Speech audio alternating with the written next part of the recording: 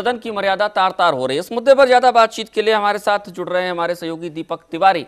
दीपक, बड़ा सवाल यहाँ पर है, जिस तरीके के हालात आज हमने देखे हैं, इससे पहले मुझे नहीं याद आता कि कभी राज्यसभा में इस तरीके की तस्वीरें हमने देखी होंगी। क्या ये मान लें उच्च सदन जिसे माना जाता है उसकी भी मर्यादा तार तार हो रही है? नहीं, देखिए राज्यसभा की बिल्कुल आपने ठीक है। राज्यसभा की अगर बात करें तो ये पहला मौका है जब राज्यसभा में इस तरह की तस्वीर वहाँ पर सामने आई है, जब दो सांसद आपस में भिड़ गए हैं एक बिल को लेकर। और जिस तरीके से आज उसके नरेश अग्रवाल की बात करें या अवतार सिंह की बात करें, दोनों लोगों ने जिस तरीके से एक बिल को लेकर वहाँ पर भिड़े हैं, तो कहीं ना कहीं एक ये मैसेज बाहर निकल के आया कि कहीं ना कहीं वाकई में क्या जो सांसद हैं वो लोग भी सदन की गरिमा को बरकरार नहीं रखेंगे तो दूसरा कौन व्यक्ति सदन की गरिमा को बरकरार रखेगा। तो सबसे बड़ा सवाल तो ये है। और दूसरी बड़ी बात यह है कि जो आरक्षण की हम बात करें या इससे पहले हम बात करें कोयला घोटाले को लेकर लगातार संसद यहाँ पर ठप हो रही है। 11 दिन तक लगातार संसद यहाँ पर नहीं चलती है। इससे पहले कई सारी घटनाएं हम देख रहे हैं, लोकसभा में कई सारी ऐसी घटनाएं वहां पर हुई हैं, नोटों के बंडल तक वहां पर उछाले गए हैं, आपस में वो लोग भिड़ते रहे हैं। तो कहीं ना कहीं शर्मनाक कर देने वाली घटना निश्चित तौर पर यह है। और एक अच्छा मैसेज लोगों के बीच में नहीं जाता, वो भी एक हमारे सांसद जो सभी लोगों का प्रतिनिधित्व वहां पर संसद में कर रहे हैं, वो अगर ऐसी हरकत करते हैं निश्चित तौर पर एक अच्छा मैसेज बाहर नहीं जा रहा। लेकिन सबसे बड़ी बात यह है कि क्या वाकई में इस चीज की वहां पर जरूरत थी? हालांकि पहले से तय था कि यह बिल वहां पर पेश होगा तो निश्चित तौर पर इसका विरोध होगा। सपा ने पहले इस बात को साफ कर दिया था कि वो लगातार इस बिल का विरोध करेंगे। विरोध का ये तरीका जो हमने देखा, क्या वो उचित लगता है? नहीं, देखिए अगर उनको वाकई में विरोध करना था, अपनी बात वहां पर रखनी थी, तो भाजपा को हम देखते हैं पिछले 11 दिनों से लगातार संसद ठप है, कोयले को लेकर वो विरोध कर रहे हैं। संसद के बाहर भी उन्होंने प्रदर्शन किया है, मुलायम सिंह ने खुद संसद के बाहर प्रदर्शन किया। लेकिन एक सांसद जहां पर उसका लाइव प्रसारण जा रहा है राज्यसभा का, संसद की कोई ना कोई गरिमा वहां पर होती है, उसके अंदर आप इस तरीके से हाथापाई वहां पर करते हैं तो निश्चित तौर पर यह बिल्कुल सही नहीं है। आपको अपनी बात रखनी थी तो अपनी वहां पर से आप विरोध जता सकते थे। और कहीं ना कहीं जब आपकी बारी वहां पर आती, निश्चित तौर पर चर्चा होती, तो जो खामियां थी, जिन वजह को लेकर आप चाहते हैं कि यह बिल वहां पर पेश ना हो, उन चीजों को आप वहां पर रखते तो कहीं ना कहीं कई सारी चीजें और निकल कराती। लेकिन जैसी कार्रवाई शुरू होती है, विधेयक वहां पर पटल पे रखा जाता है, उसके तुरंत बाद आप सीट से खड़े उठ जाते हैं। हालांकि नरेश अग्रवाल का इस पर यह कहना है कि अवतार सिंह ने उनका रास्ता रोका है और ऐसा कोई प्रयास उनकी तरफ से नहीं किया गया। लेकिन फिर भी अगर अवतार सिंह ने भी ऐसा किया है तो जिस तरीके से हम देखते हैं इस पूरे बिल को बसपा ने निश्चित तौर पर इस बिल को उठाया है। और इस पूरे प्रमोशन में आरक्षण के मुद्दे को देखें तो बसपा इसका पूरा श्रेय लेना चाहती है। मायावती के हम बयान सुनते हैं, इससे पहले की बात करें या अभी की बात करें, मायावती ने उत्तर प्रदेश में इस बिल को लागू किया था। हालांकि हाई कोर्ट ने उस पर रोक लगा दी थी जब कर्मचारी कोर्ट में पहुंचे थे, सुप्रीम कोर्ट ने उस पर रोक लगा दी थी। तो कहीं ना कहीं मायावती की किरकिरी यहां पर हुई थी और लोग ये इस बात से तो खुश थे जो आरक्षित वर्ग के लोग थे कि उनको प्रमोशन मिल रहा है, मायावती की वाहवाही हुई थी। लेकिन जब दूसरे जो लोग थे कहीं ना कहीं उनके मन में एक गुस्सा था, उन्होंने इसका विरोध प्रदर्शन किया, हाईकोर्ट वो लोग गए। तो कहीं ना कहीं मायावती को लगा था जब सुप्रीम कोर्ट ने इस पूरे मामले में रोक लगा दी तो कहीं ना कहीं वो बैकफुट में यहाँ पर आई है। तो सरकार पर दबाव बनाने की पूरी कोशिश उन्होंने यहाँ पर की थी। मायावती ने राज्यसभा में उन्होंने हंगामा किया था, उसके बाद कहीं ना कहीं सरकार ने सर्वदलीय बैठक बुलाई और फाइनली केंद्रीय कैबिनेट ने मंजूर कर दिया। जी बिल्कुल, मुझे जहां तक लगता है दीपक कि ये मुद्दा भले ही बीएसपी ने इस मुद्दे को उछाला हो और ये बार बार वो कह रही हो, दावा कर रही हो कि जो पिछड़ी जातियां हैं, जो पिछड़े तबके के लोग हैं, उनके भले के लिए आरक्षण, प्रमोशन में आरक्षण का बिल पास होना चाहिए, संशोधन विधेयक आना चाहिए। लेकिन अब भलाई उस वर्ग से ज्यादा राजनीति, वोट बैंक की ज्यादा हो रही है और शायद यही छटपटाहट राज्यसभा में आज दिखाई दी है। नहीं, बिल्कुल आपने बिल्कुल सही चीज को इसमें पकड़ा है, क्योंकि आरक्षण का मुद्दा आज का नहीं है और इस मुद्दे को लाने वाले आम लोग नहीं है, वो आरक्षित वर्ग के लोग नहीं है। ये नहीं कि वो लोग शुरू से इस बात को उठा रहे हैं, ये वही राजनीतिक दल है, राजनीतिक दलों के नेता हैं जो लगातार इस बात को उठाते हुए आए हैं कि आरक्षण इनको मिलना चाहिए। और कहीं ना कहीं जिन्ने को उन्होंने बाहर निकाला है तो निश्चित तौर पर उसका खामियाजा उन्हें भुगतना पड़ेगा। और कहीं ना कहीं उनकी कोशिश शुरू से ये रही है, मैं सिर्फ मायावती की बात नहीं कर रहा हूँ, रामविलास पासवान की बात करें, बिहार से जो आते हैं तो उन्होंने भी इसको लेकर खासी आवाज यहाँ पर उठाई है। उन्होंने भी पूरी कोशिश ये की आरक्षित वर्ग को, कल का जो हमने बयान सुना, बिल्कुल उन्होंने पूरी कोशिश यही की आरक्षित वर्ग को इस मुद्दे के बहाने साथ लिया जाए। अभी की स्थिति देखें, 2014 का आम चुनाव होना है, बसपा की हम बात करें तो 21 सीटें बसपा की यहाँ पर यूपी में है, सबसे बड़ा राज्य उत्तर प्रदेश है, 80 लोकसभा सीटें उत्तर प्रदेश से आती हैं। और कहीं ना कहीं देश की राजनीति, देश की सरकार में अहम हिस्सा यूपी, कहते हैं कि रास्ता, केंद्र का रास्ता यूपी से होकर जाता है। बिल्कुल निर्णायक, मतलब यूपी की सीटें रहती है कि कौन कितनी सीटें यहाँ पर लेके आता है।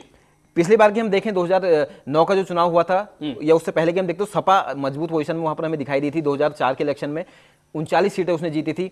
2009 की अगर बात करें तो तकरीबन 22-23 सीटें उन्होंने जीती है। अभी सपा के पक्ष में एक माहौल उत्तर प्रदेश में है, विधानसभा चुनाव में भी हमने इस चीज को देखी, कंप्लीट मैंडेट लेकर आए। बिल्कुल, अब सपा जिस तरीके से इसका विरोध कर रही है तो सपा की नजरें कहीं ना कहीं उन 16 लाख या 18 लाख जो सरकारी कर्मचारी हैं उनका परिवार के वोट हैं, प्लस सामान्य वर्ग के जो दूसरे लोग हैं उनके वोटों पर भी कहीं ना कहीं सपा की नजरें यहाँ पे दिखाई देती है, जिसकी वजह से वो इसका विरोध कर रही है कि जो माहौल बना हुआ है उसमें दूसरे लोगों का समर्थन तो उसे मिल ही रहा है, कम से कम इसके बहाने कम से कम उसको तो साथ लिया जाए।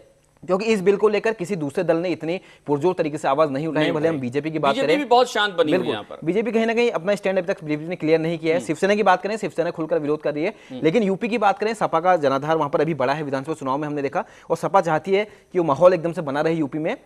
और जिस तरीके से अखिलेश यादव ने मुख्यमंत्री की कुर्सी संभाली है, मुलायम सिंह केंद्र की राजनीति में आ गए। पहले ये सारा हो गया था जैसे अखिलेश मुख्यमंत्री बने कि मुलायम सिंह केंद्र की राजनीति करेंगे, तो निश्चित तौर पर उनकी निगाहें प्रधानमंत्री की कुर्सी पर है। और तीसरे मोर्चे का, अगर तीसरे मोर्चे की कवायद की हम बात करें तो मुलायम काफी पहले से इस कवायद में लगे हुए हैं। इससे पहले हम देखते हैं जब मुलायम ने कोयले घोटाले को लेकर संसद के बाहर प्रदर्शन किया, सभी दलों से अपील की, एक कोशिश उन्होंने वहां पर की, कवायद शुरू की। और अगर अब 2014 के लोकसभा चुनाव में इसी के बहाने वो उन वोटों को साध लेते हैं और उनकी सीटें, जैसा उन्होंने लक्ष्य रखा है कि हम 60 सीटें यहां पर जीतेंगे, अगर माना वो 50 से 60 सीटें वहां पर जीतती है, सपा माहौल बना हुआ है, बहुत बड़ी बात नहीं कि सपा ये सीटें जीत भी सकती है, कुछ भी हो सकता है। तो ऐसी स्थिति में कहीं ना कहीं मुलायम सिंह बहुत महत्वपूर्ण व्यक्ति यहां पर हो जाएंगे। और क्लियर मैंडेट अगर किसी भी दल को नहीं मिलता है, एनडीए की बात करें, यूपीए की बात करें, तो ऐसे में तीसरे मोर्चे की गठन की जो कवायद है वो काफी बढ़ जाएगी और ऐसे में मुलायम सिंह सबसे अहम व्यक्ति यहां पर हो जाएंगे और मोल भाव करने की स्थिति में भी आ जाएंगे। बिल्कुल, आपने ठीक बोला, तो वो इस स्थिति में होंगे कि मोल भाव तय करें। और तीसरा मोर्चा है और उसमें सबसे ज्यादा सीटें होने के नाते वो उसके नेता भी बन सकते हैं, यानी कि उनकी निगाहें सीधे तौर पर पीएम की कुर्सी की तरफ है, क्योंकि अब स्टेट की राजनीति की बात करें, अपने बेटे को उन्होंने विरासत सौंप दी है।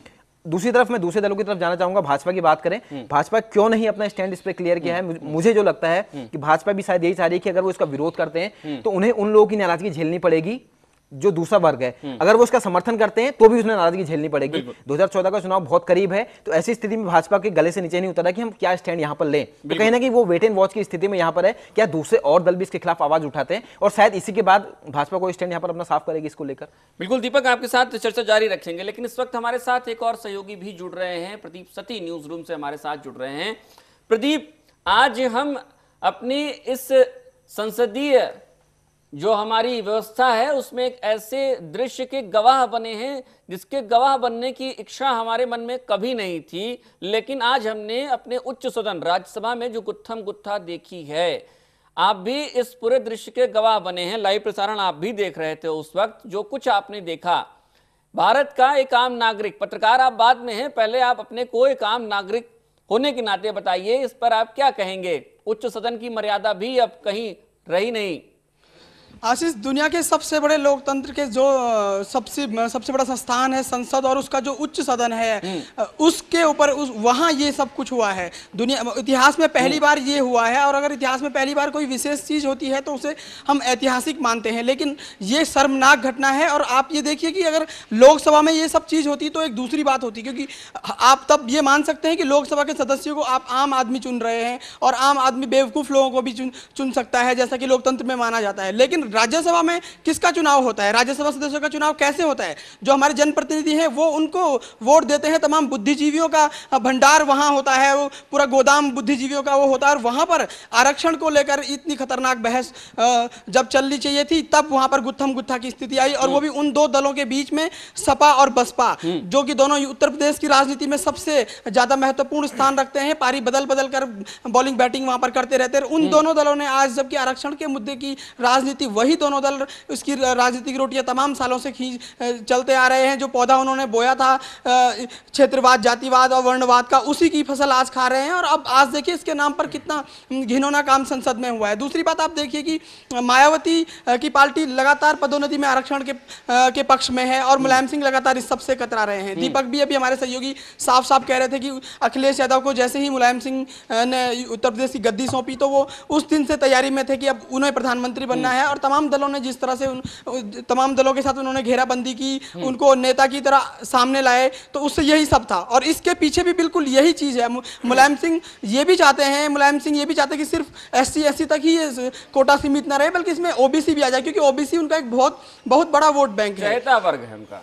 यही सारी चीजें समझनी पड़ेगी आशीष। बिल्कुल बिल्कुल सती, आप हमारे साथ जुड़े रहिए, आपसे चर्चा हम करते रहेंगे लगातार। लेकिन दीपक, आपने सुना, जैसे हम चर्चा भी कर रहे थे, बीजेपी इस पूरे मुद्दे पर चुप बनी हुई है।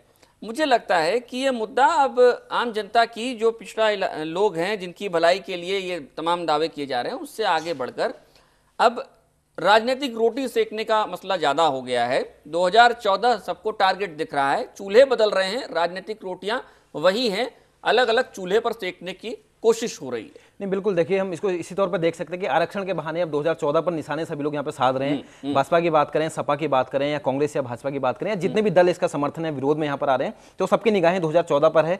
और मनमोहन सिंह ने खुद इस बात को साफ कर दिया कि जिस तरीके से कोयला घोटाले पर लगातार उनके इस्तीफे की मांग चल रही है, तो उन्होंने साफ कर दिया कि वो इस्तीफा नहीं देने वाले। यानी कि एक चीज साफ है कि 2014 तक वो प्रधानमंत्री रहेंगे, बहुमत उनके पास है निश्चित तौर पर। तो ऐसे में सभी दलों को उन्होंने इशारा भी कर दिया कि आप 2014 की तैयारी करो, मैं फिलहाल कुर्सी नहीं छोड़ने वाला। तो ऐसी स्थिति में सभी की निगाहें वहां पर है। तो ऐसे में कुछ लोगों के पास मुद्दा है, कुछ लोगों के पास मुद्दा नहीं है, और हर कोई अपने अपने वर्ग के वोट को साधने में लगा है। रामविलास पासवान की बात करें, मायावती की बात करें, कोयला घोटाले की पहले बात करूंगा। कोयला घोटाले को भाजपा ने प्रमुखता से उठाया है, और भाजपा पूरी कोशिश कर रही है कि कोयला घोटाले पर सरकार को घेरा जाए, और पूरा का पूरा क्रेडिट यहां पर उस पूरे मामले पर ले लिया जाए कि उन्होंने संसद में सरकार को घेरा है, संसद का सत्र नहीं चलने दिया। हालांकि यह बात अलग है कि सत्र नहीं चला तो इसकी वजह से जनता का ही नुकसान हुआ है, लेकिन भाजपा इस चीज को लोगों के बीच में जाकर प्रचारित करेगी कि हमने एक मजबूत विपक्ष की भूमिका यहां पर निभाई है, और अगर हमें सत्ता में आने का मौका मिलता है तो निश्चित तौर पर जो गलतियां पिछली सरकार ने की हैं उन गलतियों को हम नहीं दोहराएंगे और उल्टा उन पर सुधार करने की कोशिश करेंगे। तो भाजपा की निगाहें टोटली उसी तरफ है। अब एक मुद्दा इसमें बचता था आरक्षण, प्रमोशन में आरक्षण को लेकर, और ये आज का मुद्दा नहीं है, सालों पुराना मुद्दा है। आज भी हमने कांग्रेस के कई जो केंद्रीय मंत्री उनके बयान यहां पर सुने, उन्होंने साफ तौर पर यह बोला कि सालों से लोग लड़ रहे हैं इस चीज को लेकर कि वो लोग आगे नहीं बढ़ पा रहे हैं, तो ऐसे में उन लोगों को आरक्षण दिया जाना जायज है। तो निश्चित तौर पर देखिए, इसको अगर हम अलग अलग पहलुओं को देखें तो कई सारे पेंच इसमें निकल कर आते हैं। बिल्कुल उन्होंने ठीक कहा, लोग मैलाड हो रहे हैं, लोग जगह जगह प्रताड़ित हो रहे हैं, लोगों का उत्पीड़न वहां पर किया जाता है। ऐसे कई सारे लोग हैं, कई सारे दूसरे भी वर्ग हैं, माना उनको आप प्रमोट करना चाहते हैं, उनको ये सुविधा देना चाहते हैं आरक्षण की, लेकिन क्या सिर्फ एक विशेष वर्ग के लोग ये कर रहे हैं? क्या दूसरे जो हम समाज में सामान्य वर्ग की बात करना चाहूंगा, तो सामान्य वर्ग के कई ऐसे लोग हैं, करोड़ों ऐसे लोग हैं जिनके पास खाने के लिए 2 वक्त की रोटी तक मैसर नहीं है। तो ऐसी स्थिति में क्या वो लोग कहां जाएंगे? क्या वो लोग इसके लिए, उनको इसका लाभ नहीं मिलना चाहिए? यानी कि अगर ये सारी चीजें होनी चाहिए तो निश्चित तौर पर इस पर वोट बैंक की राजनीति तो हो रही है, लेकिन ऐसी व्यवस्था यहां पर होनी चाहिए कि जो भी व्यक्ति इन सारी चीजों को जिससे सफर कर रहा है, जो वाकई में जिसके पास खाने के लिए पैसा नहीं है, जो वाकई में गरीब है, जिसका वाकई में उत्पीड़न हो रहा है, भले वो किसी भी वर्ग से हो, भले वो आरक्षित वर्ग से हो, भले वो सामान्य वर्ग से हो, भले वो ओबीसी का हो या एससी का हो, एसटी का हो, उन सभी को इसका लाभ मिलना चाहिए। निश्चित तौर पर सही मायने में तभी सभी लोगों का विकास हो पाएगा। और आरक्षण का मुझे लगता है जो संवैधानिक आधार है वो भी समरसता का आधार है। आरक्षण हम दे जरूर रहे हैं, लेकिन समरसता होनी चाहिए। मुझे लगता है जो आप बात कह रहे हैं कि सामान्य वर्ग के भी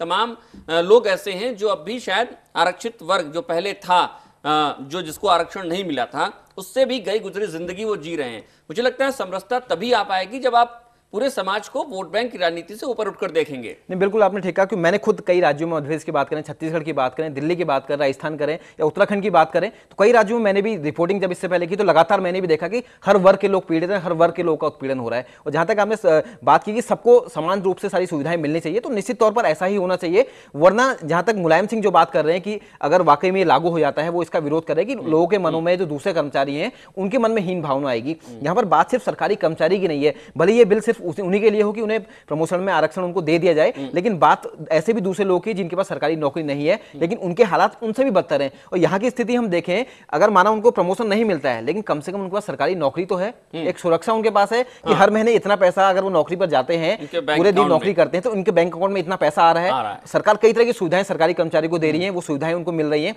लेकिन एक बड़ा वर्ग ऐसा भी तो है जिनके पास रोजी रोटी का जरिया नहीं है। सरकार ने मनरेगा शुरू करी, लेकिन भ्रष्टाचार हमने वहां पर देखा, दूसरों के नाम पर फर्जी बैंक खाते खोल के फर्जी चेकों के जरिए भुगतान करा लिया जाता है, लेकिन जरूरतमंदों को उसका लाभ नहीं मिलता। तो कुल मिला के बात आके वहीं घूमती है कि व्यवस्था ऐसी हो कि सभी लोगों को उसका लाभ मिल पाए, बात सिर्फ प्रमोशन में आरक्षण की नहीं है। और जहां तक राजनीति की इस पर बात है, तो निश्चित तौर पर जैसा मैंने पहले ही बोला था कि सपा की निगाहें 2014 पर है, सभी दलों की निगाहें इनफैक्ट 2014 पर है। लेकिन जहां तक बसपा को मैं देखता हूं कि बसपा कहीं ना कहीं टूटी है। अभी तो विधानसभा चुनाव की हम बात करें, जो नतीजे यहां पर सामने आए कि एक पार्टी आप पूर्ण बहुमत में यहां पर होती है, 204 सीटें आपको मिलती है, पिछले विधानसभा चुनाव में एकदम से आप जमीन पर आए थे और सत्ता समाजवादी पार्टी के हाथ में चली जाती है। तो कहीं ना कहीं कई ऐसे कार्य सरकार के वहां पर रहे होंगे जिसकी नाराजगी बसपा को, यहाँ सरकार लोगों को बसपा को झेलनी पड़ी है, और 204 सीटों से एकदम वो नीचे आ गए। प्रदीप भी हमारे साथ न्यूज रूम से जुड़ रहे हैं। प्रदीप, सिर्फ राज्यसभा ही नहीं, आज की ये घटना एक नजीर है, एक उदाहरण है। लोकसभा में पिछले कई दिनों से हंगामा चल रहा है। हमारी संसदीय व्यवस्था क्या हंगामों, गतिरोध, गुत्थम गुत्था तक ही सीमित रह गई है? उसमें गंभीर चर्चा, गंभीर परिणाम, सार्थक चर्चा, सार्थक परिणाम, इन तमाम चीजों के लिए कोई स्थान बचा नहीं है। आशीष, देखिए कि पिछले इतने दिनों से जो भी घटनाक्रम संसद में चल रहा है, जिन मुद्दों पर चर्चा होनी चाहिए थी, कोयला आवंटन को लेकर था, लोकपाल बिल को लेकर था, काले धन को लेकर था, तमाम, और पदोन्नति में आरक्षण का जो नया सिगुफा था, इन सब चीज़ों को लेकर चर्चा होनी थी। पिछली बार भी सरकार रोल बैक करते हुए बैकफुट पर आई थी और सरकार ने सुप्रीम कोर्ट के निर्णय को तमाम दलों के दबाव में स्वीकार किया था और उसके बाद सरकार ने कैबिनेट ने मुहर भी इस मुद्दे पर लगाई। आप देखिए 4-5 दिन पहले के सिनेरियो पर हम जाएं तो लगातार कोल ब्लॉक आवंटन को लेकर संसद में हंगामा होता रहा। भारतीय जनता पार्टी सहित तमाम विपक्ष का एक ही राग था कि प्रधानमंत्री को इस्तीफा देना चाहिए और उधर से दूसरी तरफ से सरकार की तरफ से यही बयान था कि प्रधानमंत्री इस्तीफा नहीं देंगे।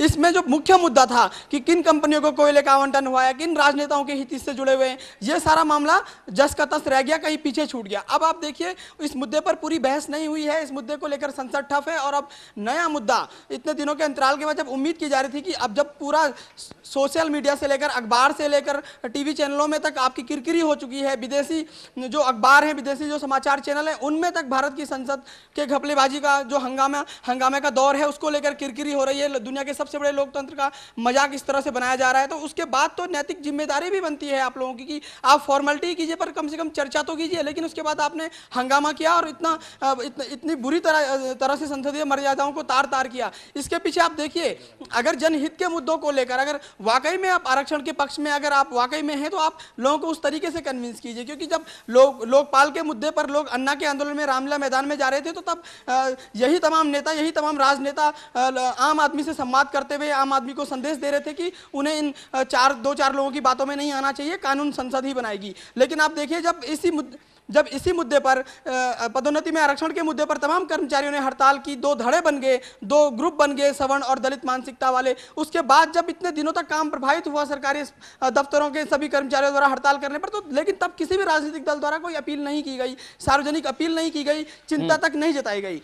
साफ है कि आपके एजेंडे में 2014 का चुनाव है और आपके अपने वोट बैंक है। इस वक्त होना चाहिए था कि सभी राजनीतिक दलों को, सरकार को एक ही मुद्दे पर घेरना चाहिए था, लेकिन भारतीय जनता पार्टी कोयला आवंटन को लेकर लगी हुई है। मुलायम सिंह यादव उस कोयला आवंटन को लेकर पहले धरने की बात कर रहे थे, फिर उन्होंने सीबीआई जांच की बात की और फिर तमाम तीसरी तरह की चीजें वो करते रहे। मायावती वहां कुछ और स्टैंड लेती रही, यहाँ मायावती आरक्षण के प्रमोशन वाले बिल को लेकर बहस कर रही है। मतलब आप चाहते कि सरकार को आप तमाम चीजों में उलझाकर घेर कर रखें और उसके बाद चुनाव हो जाए और आप इस चुनावी नया में डुबकी लगाकर अपना काम चला रहे हैं। लेकिन इस सबसे मिलेगा क्या आशीष? प्रदीप, एक चीज और यहाँ पर समझ में नहीं आती है। आपने अन्ना के आंदोलन का जिक्र किया, मुझे याद है कि ये तमाम नेता जो माननीय हैं, हमारे सांसद हैं, ये अन्ना के आंदोलन को लेकर तमाम बयानबाजी करते रहे हैं।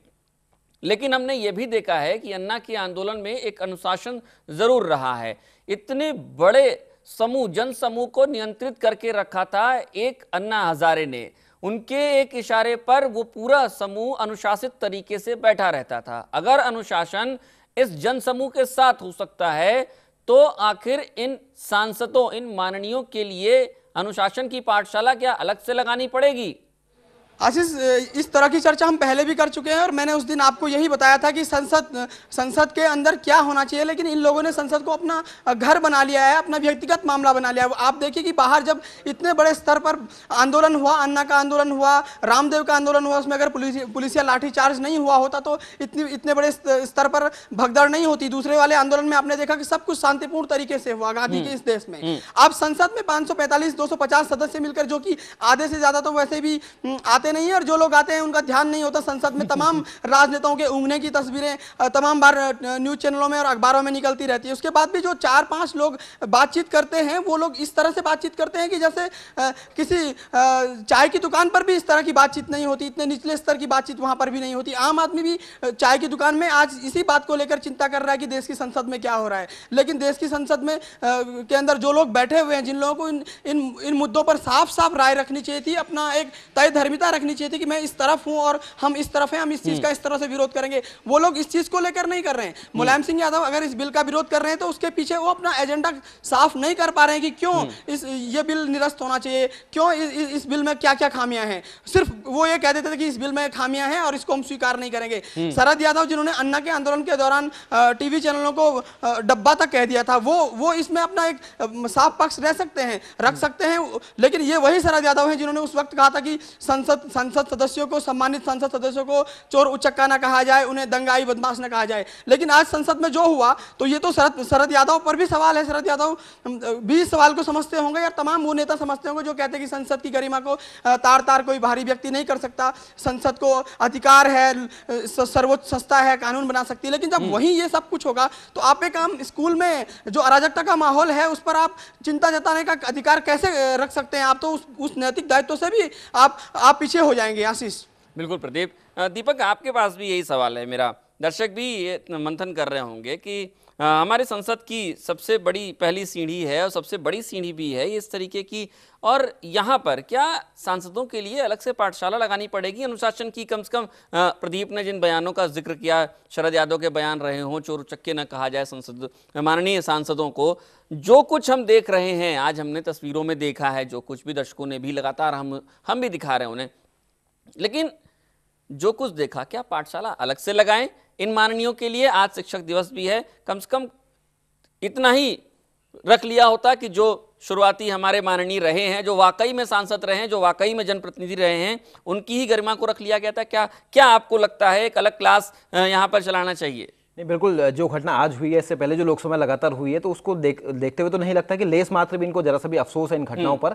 और जहां तक पाठशाला की बात है, निश्चित तौर पर ये लोग जो लगातार बयानबाजी करते हैं, प्रदीप ने बिल्कुल ठीक बोला कि सड़क पे कुछ होता है या बाहर कुछ लोग कुछ करते हैं तो ये लोग बयानबाजी देते हैं, उनसे संयम रखने की बात करते हैं। और आप एक ऐसी जगह बैठो जहां पर कानून पर, संविधान में संशोधन हो रहा है, जहां से कानून बनकर निकलते हैं पूरे देश के लिए, और आप सिर्फ अकेले वहां पर नहीं हो, आप एक सांसद नहीं हो, आप एक बहुत बड़ी कंस्टिट्यूएंसी को वहां पर लीड कर रहे होते हो और लाखों लोगों की आवाज बनकर आप वहां पहुंचे होते हो। लाखों लोगों ने आपको सिर्फ इसी वजह से चुना था कि आप सौम्य और सभी तरीके से वहां पर उनकी बात को वहां पर रखें, उनके मुद्दों को वहां पर उठाएं, ताकि उनके मुद्दों पर चर्चा हो सके और कोई ऐसी सार्थक चीज वहां से निकल के आ सके जिसका फायदा उन लाखों लोगों को भी हो। लेकिन अगर ऐसा आचरण आप संसद में करेंगे तो निश्चित तौर पर जो कई सारे नए सांसद है, कई सारे यंग सांसद वहां पर पहुंचते हैं, जो पहली बार संसद में पहुंचे, उन तक क्या मैसेज जाएगा? नरेश अग्रवाल की बात करें तो बहुत ज्यादा यंग वो नहीं है, काफी वरिष्ठ है, काफी वरिष्ठ। अवतार सिंह की बात करें, वो भी एक वरिष्ठ यहाँ पर सांसद है, तो इनसे कम से कम ऐसे आचरण की उम्मीद हम लोग नहीं कर सकते। और निश्चित तौर पर अगर ऐसी घटनाएं लगातार रिपीट हो रही है तो निश्चित तौर पर संसद में कुछ एक ऐसे सत्र भी होने चाहिए जहां पर उनको कैसा व्यवहार रखना चाहिए। जब देश की करोड़ों जनता आपको देख रही है लाइव, तो उसमें आप कैसा व्यवहार वहां पर कर रहे हैं, कैसा मैसेज उन लोगों तक आपका जा रहा है? क्या वाकई में जो लाखों लोग हैं वो आपसे यही उम्मीद कर रहे हैं कि संसद में जिस जनप्रतिनिधि को हमने चुनकर भेजा है वो वहां पर ऐसा आचरण वहां पर करेगा? तो निश्चित तौर पर वो लोग भी शर्म वहां पर महसूस कर रहे होंगे कि हमारा जनप्रतिनिधि वहां पर हमको जाके संस्कार कर रहा है। क्योंकि यहाँ पर सिर्फ बात अवतार सिंह की या नरेश अग्रवाल की नहीं है, वहां पर यह भी बात उठती है दूसरी अखबारों में और टीवी चैनलों पर कि ये किस कंस्टिट्यूएंसी से आते हैं, ये किस राज्य से आते हैं। तो कहीं ना कहीं अपनी कंस्टिट्यूएंसी के लोगों के साथ साथ उस जिले का, उस राज्य का नाम भी वहां पर वो बदनाम करते हैं इस आचरण की वजह से। तो निश्चित तौर पर एक ऐसा सत्र वहां पर होना चाहिए जब सांसद वहां पर जाते हैं कि वाकई में गाइडलाइंस तो उसकी है कि आपको वहां पर अशोभनीय व्यवहार नहीं करना, कैसे वहां पर आपको रहना है, लेकिन सारी चीजें वहां पर शायद आप भूल जाते हैं। वो भी सिर्फ एक ऐसी चीज को लेकर जिसको आप आसानी से भी वहां पर बात कर सकते थे, जिस पर चर्चा आप वहां पर कर सकते थे, आपको पूरा मौका वहां पर दिया जाता है। ऐसा नहीं कि संविधान संशोधन बिल वहां पर आता है तो सरकार के पास बहुमत है वो उसको पास करवा लेती, उसके लिए 2/3 बहुमत की जरूरत है। अगर वाकई में पूरे संसद सदस्य वहां पर उपस्थित नहीं है तो भी सदस्यों की कुल संख्या के आधार पर 2/3 बहुमत सरकार के पास होना चाहिए, इस बिल के समर्थन में होना चाहिए, तभी वो बिल पास होगा। और यहां पर तो कुछ ऐसा हमें देखने को मिला कि सरकार बिना बताए एकदम चोरी से इस बिल को पास कर लेगी। जैसा आचरण नरेश अग्रवाल का था, जैसे आचरण अवतार सिंह का था। अवतार सिंह को देख के तो कम से कम यही लग रहा था कि वो चाहते थे कि अगर सपा का एक भी व्यक्ति विरोध कर देगा तो कहीं ना कहीं बिल पास नहीं होगा और फिर से लटक जाएगा। यानी कि उनकी पूरी कोशिश यही थी कि कैसे भी आज ही के दिन में इस बिल को पास करा लिया जाए। 2 दिन पहले मायावती का बयान भी इसकी तस्दीक करता है। वही चीज मैं बता रहा हूँ, 2 दिन पहले मायावती का बयान भी आता है। वो सभी दलों से बकायदा अपील करती है। कोयला घोटाले पर जब सभी लोग हंगामा कर रहे होते हैं तब मायावती को इसका ख्याल नहीं आता, एक बार भी नहीं गई, एक बार भी उन्होंने नहीं किससे बोला, ना किससे बातचीत की, इस बात का बिल्कुल ख्याल नहीं आया कि संसद 10 दिनों से नहीं चल रही है। जो लोग हंगामा कर रहे हैं वो भी विपक्ष में ही है, कम से कम उनसे बातचीत की जाए कि इस गतिरोध को दूर किया जाए। लेकिन तब उन्होंने कोई पहल नहीं की। आज जब उनके वोट बैंक, निश्चित तौर पर वोट बैंक को साधने की बात ही हम कहेंगे, जब उनके वोट बैंक आरक्षित वर्ग जिसको साधने की कोशिश कर रही है उसकी बात आती है तो वहां पर वो भाजपा के नेताओं से मुलाकात करती है, सुषमा स्वराज से मुलाकात करती है, अरुण जेटली से मुलाकात करती है कि कम से कम जितना समय इस बिल को पास होने में लगेगा उतने समय आप हंगामा मत करो। यानी कि उन्होंने ये चीज बोल दी कि बाकी समय आप हंगामा करो, हम आपके साथ हैं। इनडायरेक्टली उन्होंने इस बात को बोला, लेकिन बाकी समय आप क्यों नहीं बोलते? यानी कि इसमें आपके निश्चित तौर पर आपके निहितार्थ इसमें शामिल है और आपकी व्यक्तिगत हित इसमें है, जिसकी वजह से आपका ये बयान आया है। और आज आज आपका सांसद इसी वजह से उठ के विरोध करता है कि कहीं सपा के सांसद की वजह से बिल अटक न जाए, जबकि ऐसी स्थिति नहीं थी। सबको मालूम था कि जब तक 2/3 बहुमत नहीं होगा ये बिल पास नहीं होने वाला, लेकिन उसके बावजूद वहां पर ये सारी चीजें हुई। तो निश्चित तौर पर उन्होंने सिर्फ अपने आप को नहीं, अपनी पार्टी को नहीं, जिस कॉन्स्टिट्यूएंसी को लीड कर रहे हैं, जहां से वो चुनकर आए हैं, उन लाखों लोगों का उन्होंने उनको शर्मसार किया है। जिस राज्य से वो आए हैं उनको भी उन्होंने शर्मसार किया है। मैं तो यही कहना चाहूंगा। और एक पाठशाला निश्चित तौर पर होनी चाहिए। एक बिल्कुल।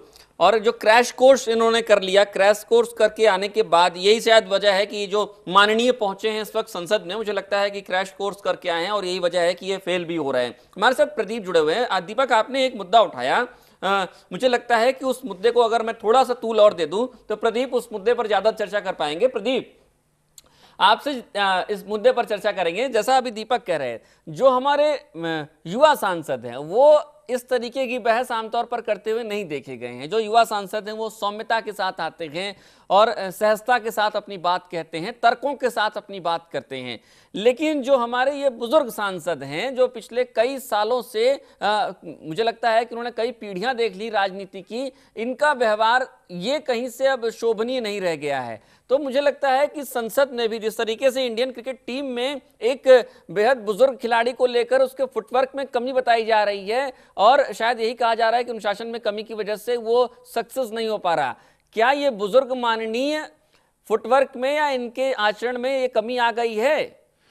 आशीष, देखिए, आप कल परसों और उसके बाद तमाम 8-10 दिन तक आप देखिएगा, तमाम जनप्रतिनिधि, तमाम सांसद, तमाम राजनेता, नए पुराने जितने भी हैं, अगर उनसे इस सब के बारे में पूछा जाएगा तो वो इस पूरे मामले की भर्त्सना करेंगे, निंदा करेंगे। उनका फोटो मीडिया के द्वारा जनता तक आएगा और इससे ये लगेगा कि ये तमाम लोग चाहते हैं कि लोकतंत्र में, संसद में एक अच्छी बहस हो। लेकिन ये तमाम लोग वही हैं जो विधानसभा से लेकर, जिला पंचायत से लेकर और लोकसभा, राज्यसभा तक में ये सब चीज का दौर देखते आए हैं, लेकिन कभी भी इन सब चीजों को लेकर इन्होंने स्थितियां सुधारने को लेकर कोई नीति नहीं बनाई। क्या ऐसा कोई सांसद, क्या कोई बड़ा सांसद, कोई बुजुर्ग सांसद जो इन सब चीजों को शर्मनाक घटना बताता है, या फिर कोई युवा राजनीतिज्ञ जो इस लोकतंत्र को बहुत शानदार तरीके से बदलना चाहता है, जो इसको जिसको ये उम्मीद है कि एक दिन इस लोकतंत्र के दिन बहुरेंगे, क्या वो इसका खुला विरोध कर सकता है? क्या वो इस्तीफा देने की जुर्रत करेगा, इस्तीफा देने का साहस कर पाएगा कि मैं ऐसे सदन में नहीं बैठूंगा जहां ये सब होता है? या फिर कोई अपनी पार्टी की खिलाफत कर सकेगा? मायावती की पार्टी है या फिर मुलायम सिंह की पार्टी हो, क्या मुलायम सिंह और मायावती इतना दम रख पाएंगे कि वो इन हंगामा करने वाले, मारपीट करने वाले सांसदों को बाहर का रास्ता दिखा दें? क्योंकि ये एक प्रणाली है, अगर क्लासरूम में भी कोई बच्चा अगर गलती करता है, शरारत करता है, तो उसको 5-10 मिनट के लिए उसको क्लास से बाहर कर दिया जाता है। और कई जगह तो ऐसा नियम है कि आप दोबारा से, आप एक बार आउट हो गए तो आपकी एंट्री नहीं हो सकती। जो आप, और आज शिक्षक दिवस की आप बात कर रहे हैं, तो आज की तारीख में जब संसद में कुल मिलाकर बहुत कम बहस हो रही है, तो यहां पर अगर आप वाकई में इस घटना को निंदनीय मानते हैं, जो तमाम दल कल इस तरह का भोंपू बयान देंगे, इस तरह का रस्मी बयान देंगे और अपना पल्ला झाड़ लेंगे, उनमें क्या ये हिम्मत हो पाएगी उनमें? बाकी चीजें तो बात की बातें। सबसे बड़ी बात यही होगी कि क्या समाजवादी पार्टी, बसपा और तमाम दल ऐसे लोगों की पहचान कर इन लोगों को अपने आप से बाहर रखने का दम रख पाएंगे, जो लोग वाकई में उन मुद्दों पर बहस का स्वरूप बिगाड़ दे रहे हैं जिन मुद्दों पर असल बहस होनी चाहिए थी। अब बहस आरक्षण पर नहीं होगी, बहस पदोन्नति में आरक्षण को लेकर नहीं होगी, कल बहस इस बात को लेकर होगी कि संसद में इस तरह का व्यवहार किस तरीके का है। तो आप मुद्दों से भटकाकर इस तरह का काम कर पा रहे हैं? क्या कोई राजनीतिक दल जो अपने आप को इस देश का हितैषी मानता है, आम लोगों का हितैषी मानता है, वो इतनी बड़ी हिम्मत कर पाएगा? सबसे बड़ा सवाल यही है आशीष। बिल्कुल प्रदीप, और आपने ये एक बात और कही कि कल संसद चल पाएगी। हम भी सवाल आपके सामने रखते हैं, क्या आपको लगता है जिस तरीके से कोलगेट मुद्दे पर यह पूरा हंगामा मचा है, कल संसद चल पाएगी?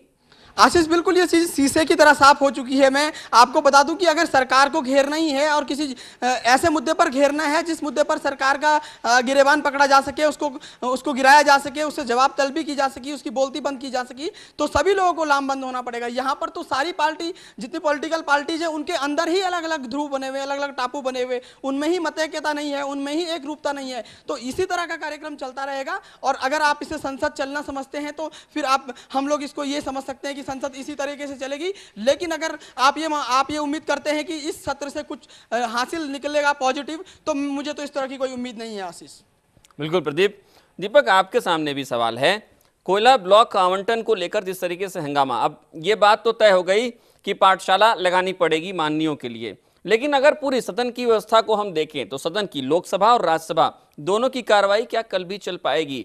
ये सवाल बहुत छोटा सा है, लेकिन सवाल पूछने के पीछे मेरा मकसद इतना भर है कि हम जिस संवैधानिक व्यवस्था में रह रहे हैं, लोकतांत्रिक व्यवस्था में रह रहे हैं, उसमें मुझे लगता है कि सबसे पहला काम ये होना चाहिए कि किसी मुद्दे पर चर्चा होनी चाहिए, सार्थक बहस होनी चाहिए, लेकिन वही नहीं हो रही है। क्या कल संसद चलेगी, चर्चा होगी, बहस होगी, कोई सार्थक परिणाम निकलेगा, आपको लगता है? नहीं, देखिए अब सिर्फ 2 दिन बचे हैं सत्र खत्म होने में मानसून को, और अभी तक की जो स्थिति हमने देखी है और भाजपा का जो स्टैंड अभी तक रहा है, इस तरीके से भाजपा ने साफ कर दिया कि पीएम अगर इस्तीफा नहीं देते हैं, सारे के सारे कोल आवंटन अगर रद्द नहीं होते हैं और किसी इंडिपेंडेंट एजेंसी से इस पूरे मामले की जांच नहीं कराई जाती है, तो निश्चित तौर पर वो इसका विरोध करेंगे। और जाहिर सी बात है कि 2 दिन यहाँ पर बचे हुए हैं, लेकिन फिलहाल यहाँ पर भाजपा कल संसद का सत्र चलने देगी ऐसी कोई संभावना नजर नहीं आ रही है, कोई उम्मीद ऐसी नहीं है। लेकिन जहां तक आपने बात करी चर्चा की, बहस की, किसी भी चीज के लिए नतीजा जब निकलता है, निश्चित तौर पर किसी चीज पर हम चर्चा करेंगे तो कई सारे सवाल वहां पर निकलते हैं, क्रॉस क्वेश्चन होता है, कई सारी कमियां उसकी निकलती हैं, कई सारी अच्छाइयां उसकी निकलती हैं। लेकिन वाकई में ये सारी चीजें तब निकलेंगी जब उस मुद्दे पर चर्चा होगी। और कल की जहां तक बात करें तो चर्चा के आसार फिलहाल नजर नहीं आते, क्योंकि सरकार की कोशिश ये भी थी कि बीच में इस आरक्षण के बिल को डाल दिया जाए, तो शायद इस बहाने सत्र यहां पर चल जाए।